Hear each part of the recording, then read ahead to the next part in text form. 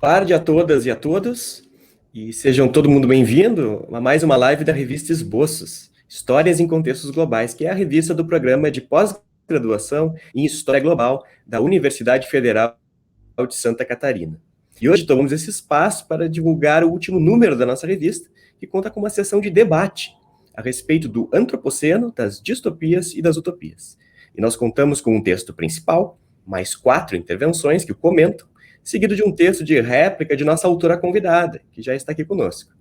Eu me chamo Rodrigo Bonaldo e tenho o prazer de apresentar Patrícia Vieira, professora do Departamento de Espanhol e Português da Georgetown University, nos Estados Unidos, e investigadora da Fundação para Ciência e Tecnologia no Centro de Estudos Sociais da Universidade de Coimbra, em Portugal.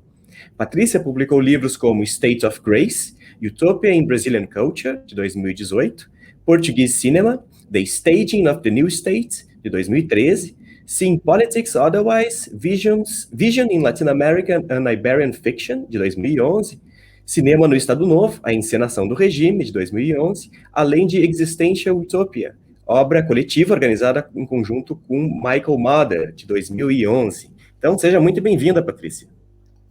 Bom, obrigada. Primeiro que tudo, obrigada à revista Esboços pelo convite para participar neste número especial sobre utopias e distopias, e obrigada ao Fábio Morales, que me convidou inicialmente, e agora queria também agradecer ao Rodrigo Bonaldo por esta oportunidade de estar aqui convosco e partilhar um pouco sobre o meu trabalho no campo da utopia e da distopia e também sobre questões ambientais. Então, queria agradecer a todas e a todos pela vossa presença e à equipa das Esboços pelo convite para estar aqui. O prazer é todo nosso, Patrícia.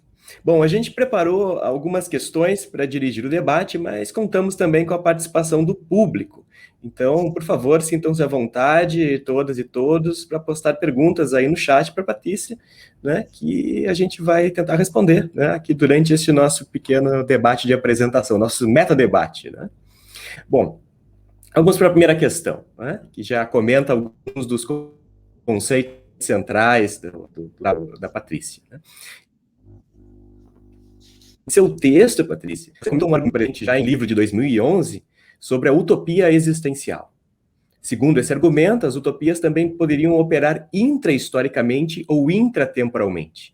Você poderia, por favor, comentar sua visão geral sobre as utopias e distopias, explicando para o público também essas últimas definições?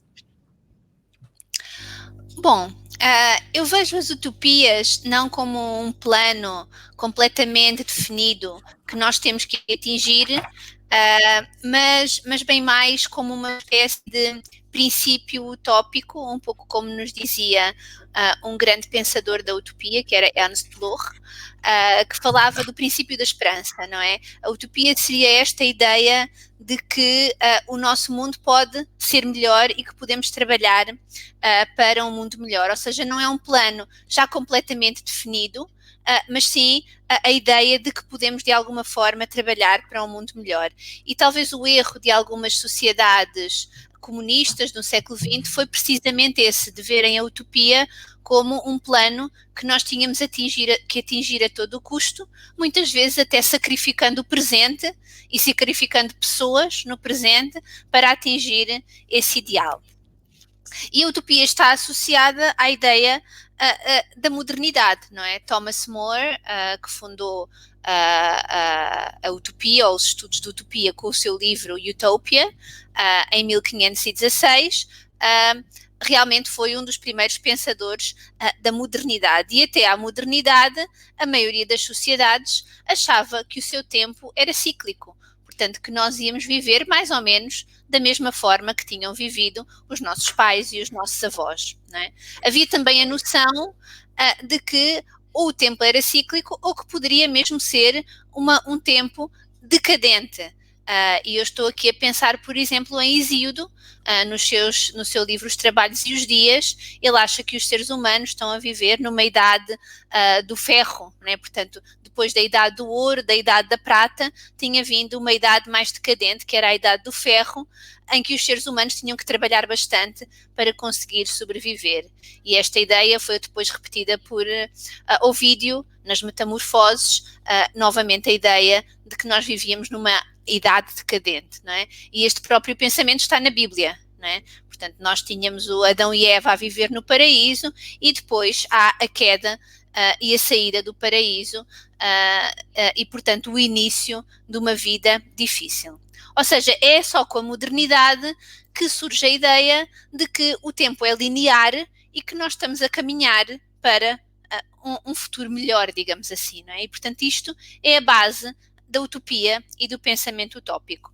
Mas, como eu disse, esta utopia não deve ser vista como um plano que nós temos que atingir a todo o custo, seja um custo humano, seja um custo ambiental, não é? E essa tem sido, talvez, a falha de algumas utopias, é ver realmente a utopia como algo que nós temos que atingir, não importa o custo no presente. E, portanto, para mim, a utopia tem que ser vista como um princípio da esperança, como eu já disse, em que as decisões sobre como transformar as nossas comunidades devem ser feitas passo a passo, tendo em conta o devir de cada comunidade e em colaboração não só com os seres humanos, mas também com os seres não humanos que fazem parte das comunidades em que vivemos. Certo, obrigado, Patrícia. Eu tive um pequeno problema com a minha internet, mas eu vi. acabei voltando, né? É lamentável, mas perdi uma parte da sua fala, mas depois o que importa é a sua conexão, né? Então ele vai ficar gravado de qualquer maneira. Eu vou poder assistir a sua resposta integralmente, né? Eu acho interessante, nos seus textos, você parte do Ernest Bloch, né? Que é o filósofo da esperança, né? Que nos traz esse princípio da utopia como um princípio ativo, né? Não como algo passivo, né? Como algo de espera. Bom, vou para a segunda questão, já que, na verdade, né, um dos nossos... nós convidamos alguns colegas, né? O Zoltán Shimon, né, o nosso colega que trabalha agora em Bielefeld e Leiden, a Ana Carolina Lins Peliz, que é professora na Sorbonne, a Gonum Bakai, que é professora em Istambul, e o Júlio Bentivoglio, que é nosso colega da Federal do Espírito Santo, né? E algumas das questões que eu gostaria de encaminhar são inspiradas nessas contribuições, né? E a primeira delas, que eu trago, a do Zoltán Shimon, Zoltán Bodhisattva Shimon, ela, mais do que um comentário, é uma espécie de contra-argumento também, né, ao seu texto. Segundo ele, pensar a extinção da espécie humana como uma utopia, que é algo que você traz a partir de referentes literários, né, e a gente vai começar a comentar isso agora. Pensar a extinção humana da espécie humana, a extinção da espécie humana como utopia seria contraditório, segundo o Shimon, pois o conceito de utopia seria uma forma de significar a existência a partir de valores humanos. Ou seja, caso a gente trate um mundo sem nós como utópico, estaríamos atribuindo um significado humano, antropocêntrico, à natureza. Então, a questão de fundo, né, para você reagir a esse contra-argumento do Zoltán Shimon, mas existem algumas questões de fundo, como, por exemplo, a moralidade ou a amoralidade da natureza, ou mesmo a possibilidade de se pensar uma ética do pós-apocalipse ou do pós-humano, né? Então, eu gostaria que você reagisse a esse comentário, esse contra-argumento do Zoltán Shimon, por favor. Ok, obrigada pela pergunta e agradeço também os comentários das várias colegas e dos vários colegas ao meu artigo, que me permitiu pensar um pouco mais e quase estimular o pensamento sobre a questão da utopia. Quanto ao antropocentrismo, eu acho que é de alguma forma inevitável, não é? Nós todos somos humanos e não podemos escapar a esse facto, ou seja, sempre que nós pensamos com um viés humano, e isso é de alguma forma inevitável. Alguns pensadores do pós-humanismo, e estou aqui a pensar, por exemplo, em Jane Bennett ou Friedrich Carlson, eles têm até proposto o termo de antropocentrismo crítico, ou seja, eles veem no antropocentrismo uma forma de nos relacionarmos com os seres não humanos, reconhecendo que eles partilham algumas características que nós tradicionalmente achávamos que eram características só dos seres humanos. Por exemplo, inteligência, memória, emoções e assim por diante, né? Agora, quanto à segunda parte da pergunta, eu acho que o argumento do colega Zoltán tem obviamente validade, mas não me parece contraditório pensar uma utopia sem seres humanos. Basicamente, a utopia sem seres humanos é o pensamento de que os seres humanos consideram que uma comunidade melhor que a nossa seria uma comunidade em que não há seres humanos. Ou seja, isto continua a ser uma utopia humana, mas uma utopia humana segundo a qual o desaparecimento dos seres humanos é algo utópico e não algo distópico. Portanto, até há bem pouco tempo, nós pensávamos sempre, até na ficção, que o desaparecimento dos seres humanos seria algo distópico, algo negativo. E agora começamos a ver obras de ficção, tanto filme, mas acho que mais ainda na literatura, em que o desaparecimento dos seres humanos é visto e encarado como algo positivo. Né? E existem já vários movimentos sociais, eu penso que eu menciono no meu artigo que eu escrevi para a revista, que vão nesse sentido. Por exemplo, há o movimento da extinção humana voluntária. Não é? Isto é um movimento que aconselha as pessoas a não se reproduzirem de forma a que haja uma extinção dos seres humanos gradual. E há movimentos ainda mais radicais, por exemplo, a Igreja da Eutanásia aconselha os seus seguidores a suicidarem-se para salvar o planeta. Ou seja, há aqui vários exemplos de pensamento em que, no presente e, portanto, existentes, em que um futuro melhor significaria um futuro sem nós, seres humanos. Não é? Agora, uma questão talvez mais interessante, e para a qual remete a segunda parte da tua pergunta, Rodrigo, seria pensar o que seria uma utopia de seres não humanos. Ou seja, o que seria uma utopia animal ou uma utopia vegetal, não é? Ou até mesmo uma utopia das coisas. Não é? E mais uma vez não podemos escapar a um certo antropocentrismo quando pensamos nisto, não é? Mas poderíamos nomear, por exemplo, representantes de animais ou de plantas ou de coisas ou de ecossistemas que nos ajudassem a pensar uma utopia não humana. Bruno Latour, um pensador francês, por exemplo, sugere a criação de um parlamento das coisas, né? De forma a dar representação política aos seres não humanos. Ou seja, tratar-se aqui, eu penso que de envolver os seres não humanos em discussões políticas, de forma a pensarmos em conjunto o que seria a utopia. Portanto, não já só uma utopia estritamente humana, mas uma utopia neste sentido pós-humana. Portanto, uma utopia que envolveria seres humanos, mas também procuraria dar voz à perspectiva de seres não humanos. Não é? Então, isso aí parece-me talvez uma coisa interessante de se pensar e de se procurar realizar. Muito obrigado. Essa realmente intervenção do Zoltán é a mais, digamos, mais crítica, né? Mais provocadora, né? Mas nos traz respostas muito interessantes também. Né? Então fica o convite para conhecerem, né, o artigo da Patrícia e depois cada uma dessas respostas, dessas provocações trazidas. Né? A próxima que trazemos é a da professora Ana Carolina Lins Feliz, da Sorbonne. Né, que ela parte do seguinte raciocínio: uma das ideias centrais da sua contribuição, Patrícia, para a revista Esboços, é de que vivemos no século XXI uma súbita virada da utopia para a distopia, e que essa mudança de consciência está relacionada ao conceito de antropoceno. É a maneira como ela leu a sua contribuição, né, seu principal argumento. Qual a sua visão sobre esse conceito, o conceito de antropoceno? Que ele seria controverso e ideologicamente carregado, como sugere em nosso debate a professora Ana Carolina? Certamente é um conceito que tem gerado muita controvérsia, e a virada da utopia para a distopia que se tem vindo a acentuar ao longo das últimas décadas está obviamente muito relacionada com a degradação ambiental que também se tem vindo a acentuar e que resulta da ação humana na biosfera. E este termo antropoceno, como todas e todos provavelmente sabem, foi proposto por um químico, Paul Crutzen, junto com o seu colaborador, um biólogo, chamado Eugene Stormer, e seria um termo para definir a época geológica em que nos encontramos, marcada precisamente pela degradação ambiental. Né? E o antropoceno viria a substituir a era geológica anterior, em que nos encontrávamos antes, que era o Holoceno.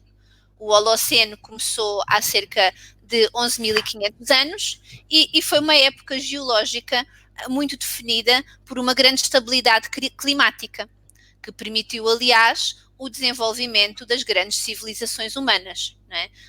A partir de há cerca de 11 mil e poucos anos foi quando se começou a estabelecer a agricultura em grande escala e, portanto, começaram a surgir as grandes civilizações humanas na China, depois na bacia mediterrânica, nas Américas e assim por diante. Não é? A controvérsia com o Antropoceno começou logo com a chamada Comissão Internacional de Estratigrafia, que é a comissão que define as eras geológicas da Terra, não é? Portanto, é essa comissão que compete determinar se estamos ou não no Antropoceno. E a resposta da comissão só surgiu em 2019, portanto, 19 anos depois do termo ter sido proposto por aqueles dois cientistas, Paul Crutzen e Eugene Stormer. Não é? Portanto, essa era uma das controvérsias, mas outra das controvérsias é também a data do início do Antropoceno. Então, há várias propostas sobre esta data de início. A primeira é que seria com o início da agricultura, há cerca de 10 mil anos atrás, não é? Portanto, as transformações que a Terra tem sofrido com o início da agricultura praticada pelos seres humanos. Outra proposta é que teria sido com o início da colonização europeia das Américas. Depois, outros pensadores dizem que a Revolução Industrial seria a marca a partir da qual nós deveríamos pensar que começou o Antropoceno, e, por fim, outros pensam que a era nuclear seria o início do Antropoceno, portanto, o fim da Segunda Guerra Mundial. Não é? Portanto, também há uma controvérsia em relação ao próprio termo e uma controvérsia em relação à data de início do próprio termo. Não é? Uma outra questão é a da centralidade dos seres humanos na noção de Antropoceno, não é? Portanto, mais uma vez, os seres humanos estão no centro das atenções, não é? É-lhes dado todo o protagonismo. E talvez por isso algumas pensadoras e pensadores têm vindo a propor designações alternativas ao Antropoceno. Por exemplo, Jason Moore propôs o Capitaloceno, portanto seria uma era marcada pelo capitalismo, portanto por um sistema de produção económica e um sistema de organização social, e o capitalismo seria então o sistema que determinaria a destruição ambiental. Mas isso também eu acho que não é, apesar de eu não ser fã do capitalismo, eu acho que isso não é talvez muito justo para o capitalismo, porque nós sabemos que os sistemas de organização comunistas também destruíram o ambiente da mesma forma que os sistemas capitalistas. Mas, portanto, há esta proposta do Capitaloceno. Uma outra proposta que é difícil de traduzir em português, em inglês é Plantationocene, portanto, o seno da plantação, ou plantação-oceno, que chama a atenção para o papel da plantação de monoculturas no processo de destruição ambiental. Isto começou realmente em grande escala com a chegada dos europeus às Américas e com as grandes plantações no Brasil, por exemplo, de açúcar, na América do Norte de algodão, depois mais tarde de café e assim por diante, e portanto o impacto ambiental destas plantações.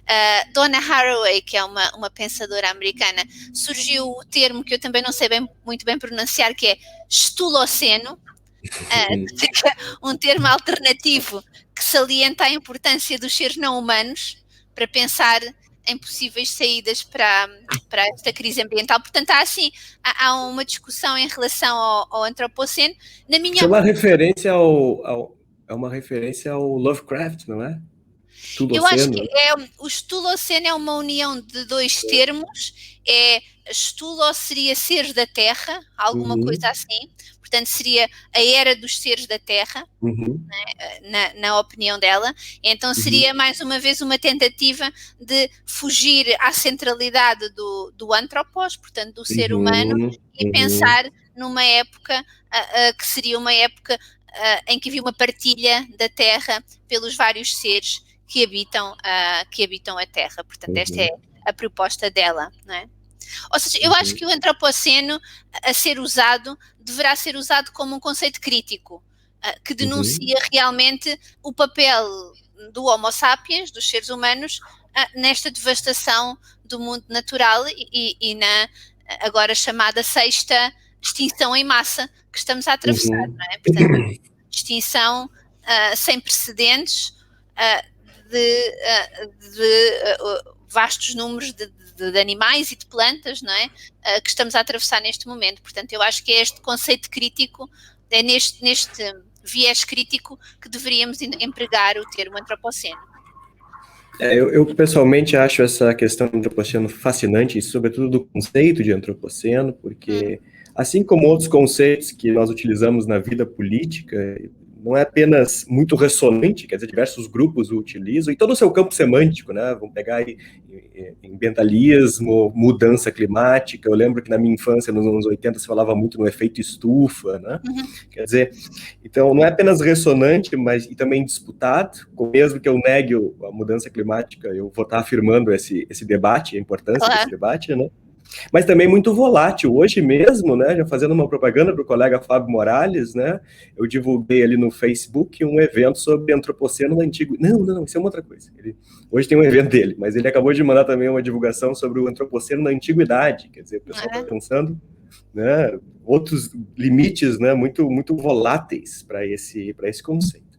E sobre o problema do capitalismo, né, eu fico pensando, assim, Patrícia, quando se fala no Capitaloceno, o que fazer com Chernobyl, por exemplo, né, que tem a fantástica escritora Svetlana Alexievich, né, que traz um relato muito sensível, né, como é que eu encaixo isso nessa história que pensa o antropoceno, que provavelmente Chernobyl seja o maior desastre ambiental da história, né, no sentido do terrível desastre que foi para o meio ambiente, né. Então... Exatamente por isso é que eu dizia que, apesar do capitalismo ter muitas culpas na devastação ambiental, não é o único sistema de organização económica e política que propiciou a devastação ambiental. Então, temos que refletir sobre os problemas do capitalismo, e que são muitos, mas temos que também pensar que se trata de uma maneira de pensar a natureza que acho que vai para além do capitalismo e que foi transversal a vários sistemas de organização económica e política, incluindo o comunismo. Então, qualquer alternativa ao capitalismo precisa incluir esse problema central do nosso tempo. Essa questão, né? Eu acho que sim. Qualquer forma de pós-socialismo, socialismo ou pós-capitalismo precisa pensar essa questão. Né? Muito bem. A Gönül Bakai, professora de Istambul, ela nos lembra que preocupações ambientais já eram conceituadas pela literatura romântica, e a autora nos traz o nome de Mary Shelley, né, The Last Man. E você traz a obra recente da Margaret Atwood, né? Você pensa esse problema a partir da trilogia mais recente da Margaret Atwood, né? Então, existe um papel especial para as escritoras mulheres nesse tipo de literatura? E, claro, a questão de fundo também é uma questão muito debatida, né? Gostaria de saber se, no seu entendimento, existe uma escrita feminina, né? Quer dizer, né? E também, claro, é uma oportunidade para a gente falar um pouco da obra da Atwood, né? Que perpassa a sua reflexão também. É verdade.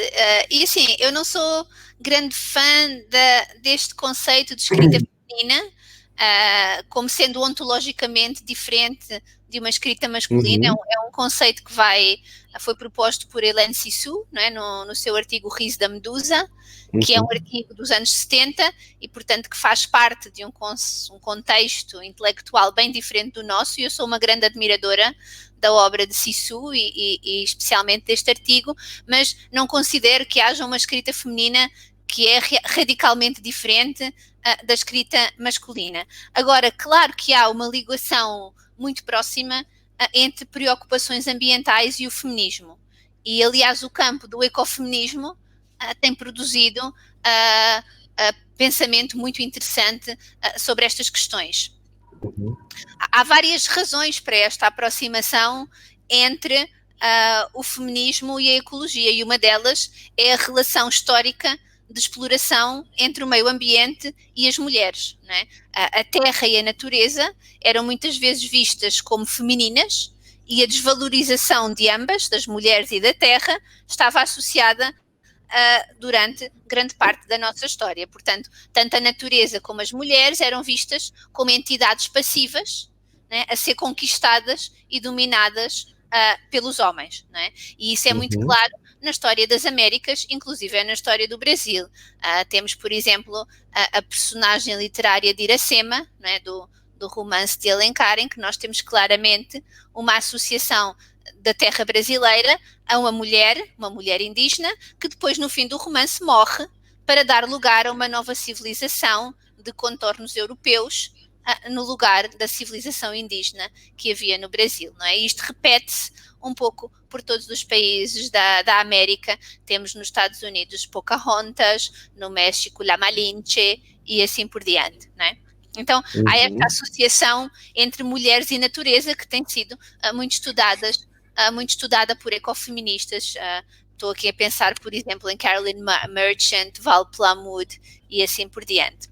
E penso que é neste contexto que é importante o papel de mulheres escritoras para imaginar outro tipo de relação entre as mulheres e a natureza. E é precisamente isso que eu acho que fazem escritoras como Margaret Atwood.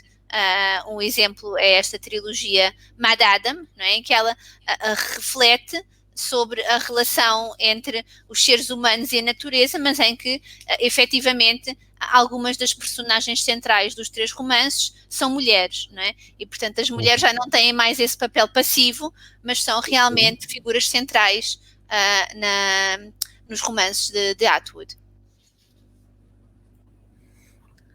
Certo. Temos preparada mais uma questão, depois a gente vai começar a pescar as questões da audiência. Já peço aí para a produção ir preparando, né, as questões que estão aparecendo para que a gente possa conversar. Eu já separei uma aqui, mas o Henrique na produção deve ter outras. Bom, o último comentarista, né, o debatedor do seu texto é o professor Júlio Bentivoglio, nosso colega da Federal do Espírito Santo, que tem um trabalho sobre distopias e história. O professor Júlio Bentivoglio, ele faz uma provocação à disciplina da história, dizendo que a disciplina da história é distópica, né? E ele aproxima as distopias das hipóteses do presentismo, né? Em que medida, então, no seu entendimento, esse tipo de literatura distópica contemporânea, ao falar do futuro, na verdade, projeta preocupações que temos no presente, né? Você poderia explorar, então, um pouco o potencial de cautionary tale, né, que é uma expressão difícil de traduzir, né, mas literatura de aviso, né, como comentamos antes, né, desses escritos. Quem sabe também amarrando com as suas proposições finais no seu artigo de réplica. Bom, eu acho que o nosso pensamento sobre o futuro é necessariamente um pensamento baseado no presente, ou seja, a utopia é a imaginação de um presente melhor, ou seja, o presente está sempre presente nas nossas reflexões sobre o futuro. Agora, o presentismo, eu penso que é algo diferente, é a nossa concentração no presente sem pensarmos muito nas consequências do presente no futuro, ou seja, esta concentração no presente, pensarmos apenas no nosso presente, sem nos preocuparmos com o impacto desse presente no futuro, eu acho que é uma das causas dos problemas ambientais a que vivemos, não é? Nós usamos no presente mais recursos naturais do que aqueles que o planeta pode renovar e, portanto, estamos a causar uma crescente destruição ambiental que só se vai fazer sentir com todo o peso nas gerações futuras. E não é de admirar que sejam os jovens os mais preocupados com questões ambientais, não é? Porque eles são os que mais irão sofrer com aquilo que nós estamos a fazer agora no presente. Agora, a pergunta talvez seja, porquê é que nós vivemos tão focados no presente? Porquê é que nós não pensamos a longo prazo, né? E eu acho que uma das causas desse presentismo, dessa concentração no presente, é talvez os curtos ciclos políticos das nossas democracias. Portanto, as nossas democracias funcionam em ciclos de 4, 5 anos, a maioria delas, não é?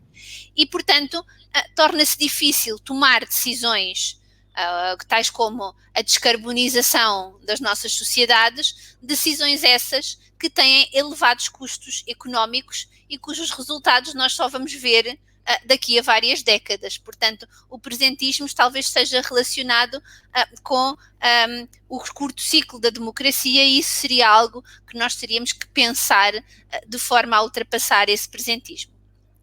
Mas eu acho que o pensamento utópico também serve um pouco de antídoto ao presentismo, porque ao pensarmos que um mundo melhor é possível e ao considerarmos os contornos desse mundo melhor, somos um pouco forçados a sair desses limites do presente e do futuro imediato e a pensar num futuro a longo prazo. E era um pouco nesses termos que eu propus aquelas 10 teses sobre formas de pensarmos um futuro melhor no final do meu artigo, não é? Era ultrapassar esse presentismo e olharmos para o futuro utopicamente, mas para um futuro mais a longo prazo. Não é?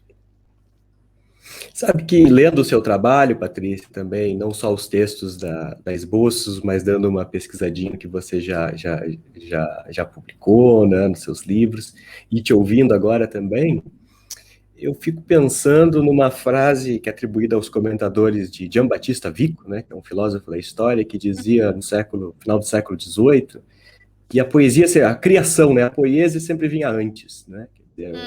Os comentadores vão dizer mais ou menos assim, olha, para ele, em vez de penso logo existo, eu crio logo existo, né? E eu fico pensando, né, o quanto a literatura consegue antecipar coisas que a história não consegue, de maneira nenhuma, né? E que a sociologia não consegue, as ciências humanas, em geral, não conseguem. E aí eu amarro com a pergunta do Fábio Morales, né, que aproveita para pedir à Patrícia que desenvolva o tema do parlamento das coisas de Latour e sua relação com a literatura. Né? É a literatura um laboratório para esse parlamento? Um locus privilegiado para refletir sobre as múltiplas agências humanas e não humanas?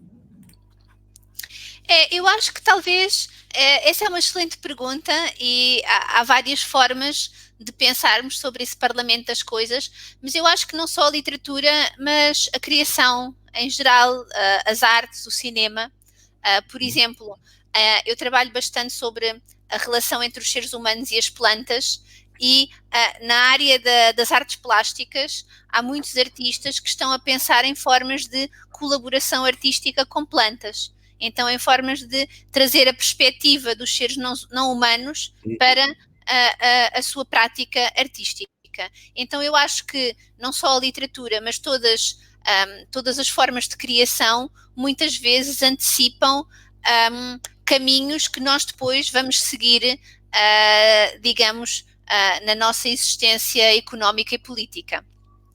Agora, sobre possibilidades do Parlamento das Coisas, há já algumas tentativas de trazer esta ideia do Parlamento das Coisas para a vida política real. Eu estou a pensar, por exemplo, em países como a Colômbia, onde alguns rios e até a própria Amazónia colombiana têm valor jurídico. Ou seja, se houver algum ataque em relação à dignidade destes ecossistemas, eles podem pôr as pessoas ou os grupos que põem estes ecossistemas em perigo em tribunal. Ou seja, estes ecossistemas têm personalidade jurídica.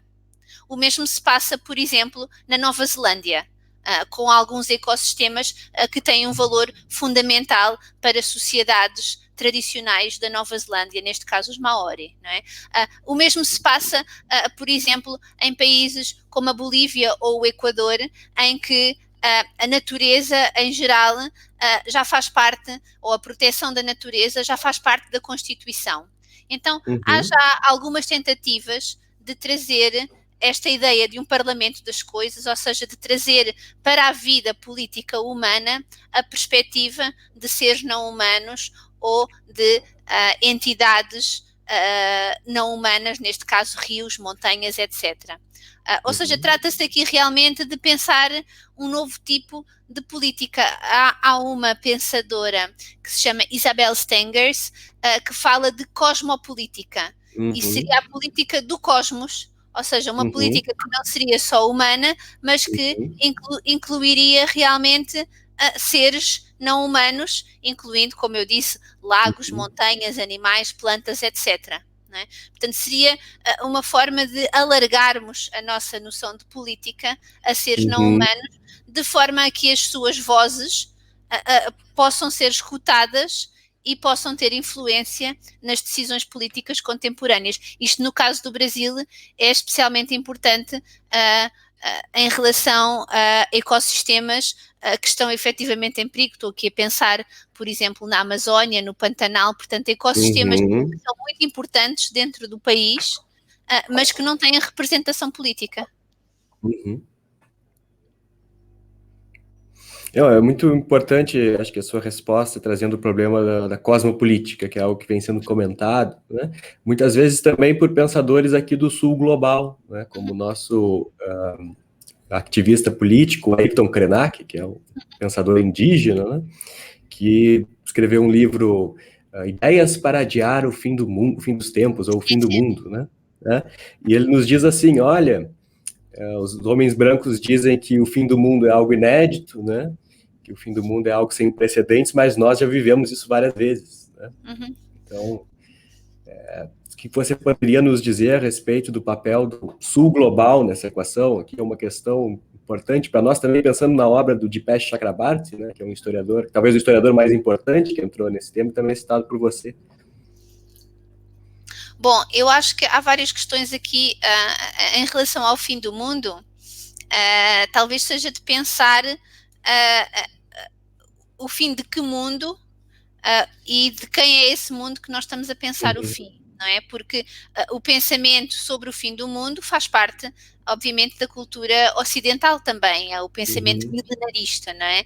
Em que está na Bíblia, não é? No Apocalipse, o mundo irá acabar. Agora, temos que pensar em que moldes se processaria o fim do mundo. Seria um fim do mundo desastroso ou seria um fim do mundo que anunciaria o começo de um mundo melhor? As duas hipóteses estão no Apocalipse bíblico, não é? O fim do mundo que vem com pragas, destruição, etc., mas também depois um fim do mundo que traria uma idade milenar, portanto, 1000 anos de paz e prosperidade antes do advento de Cristo e portanto, da era em que os seres humanos se uniriam à divindade. Portanto, há aqui duas formas de pensar o fim do mundo, não é?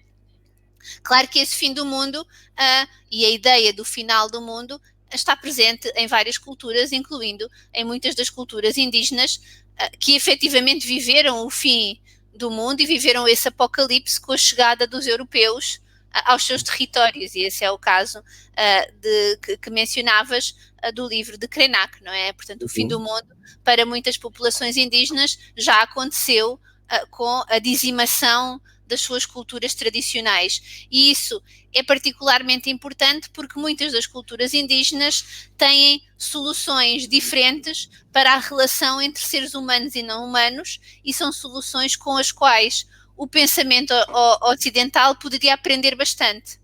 Não é? Muitas das culturas indígenas baseiam-se realmente numa coexistência e numa proximidade muito grandes entre seres humanos e não humanos, incluindo numa espécie de porosidade das divisões entre seres humanos e não humanos, em que há muitas transformações, quer de seres humanos em seres não humanos, quer de seres não humanos em seres humanos.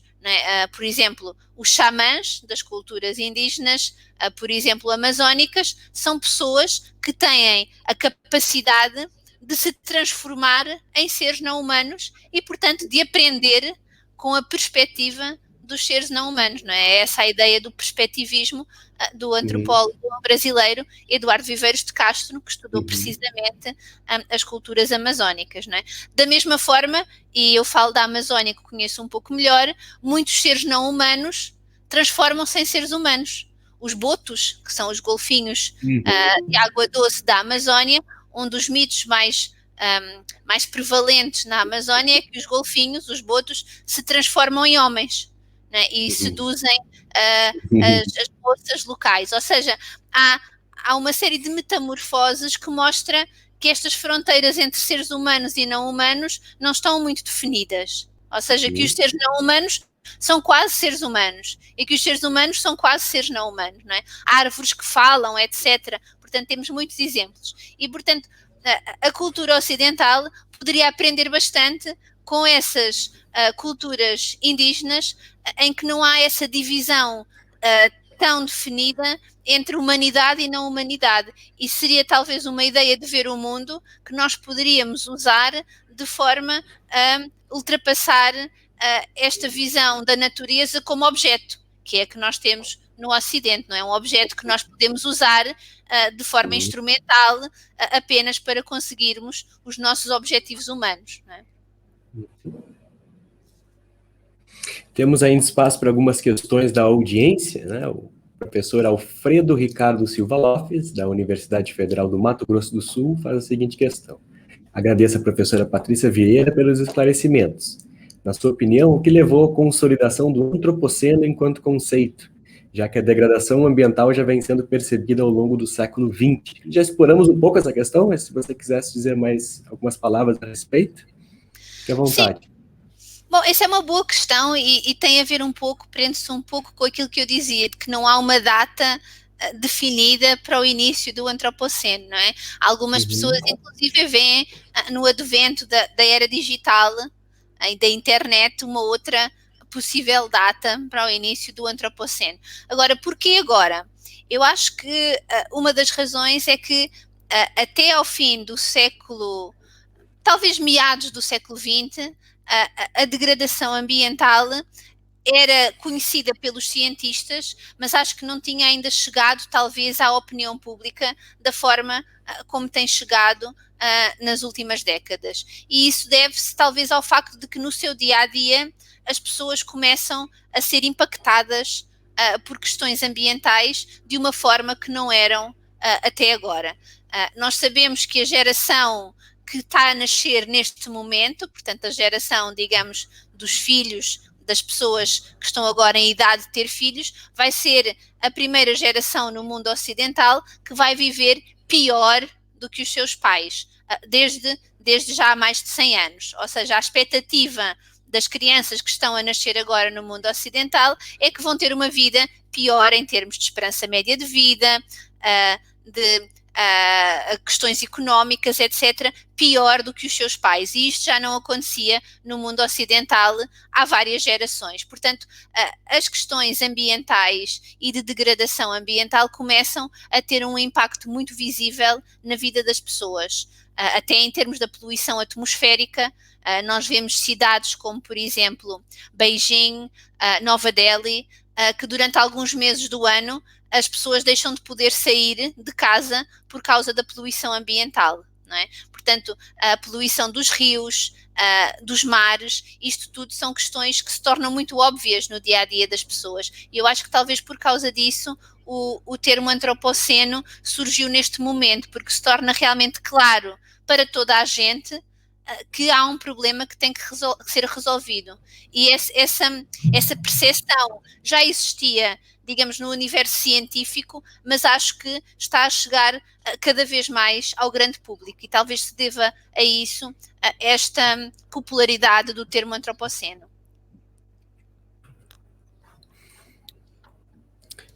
Temos algumas perguntas aqui da audiência. O professor Valdomiro da Silva Júnior, aqui, professor da casa, aqui da UFSC, pergunta: a professora Patrícia vê validade na noção Foucaultiana de heterotopia para pensar o antropoceno?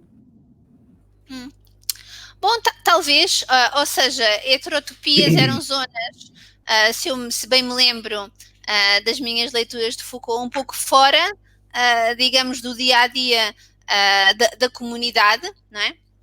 Agora, poderíamos pensar nessas heterotopias, mais uma vez, como princípios ou como bolsas que encapsulam esse princípio da esperança e que nos levariam a refletir sobre possíveis saídas para a crise ambiental que estamos a viver, não é? Então, eu penso que Foucault propunha zonas como bibliotecas ou áreas fora do dia-a-dia como heterotopias. Então, será que esses outros espaços fora do espaço do dia-a-dia poderiam ser formas de nos levar a refletir sobre o antropoceno? Eu acho que sim. Talvez até zonas como, eu referia-me há pouco à Amazónia, ou o Pantanal. Claro que essas não eram para Foucault heterotopias, mas poderíamos pensar nessas zonas, digamos, fora do domínio humano, como heterotopias, que nos levariam a pensar em comunidades diferentes e em formas de estar em comunidade diferentes daquelas que nós temos hoje em dia, em que predomina realmente um ponto de vista humano, não é? Então, certamente haveria valor em até talvez repensar a noção de heterotopia, não é?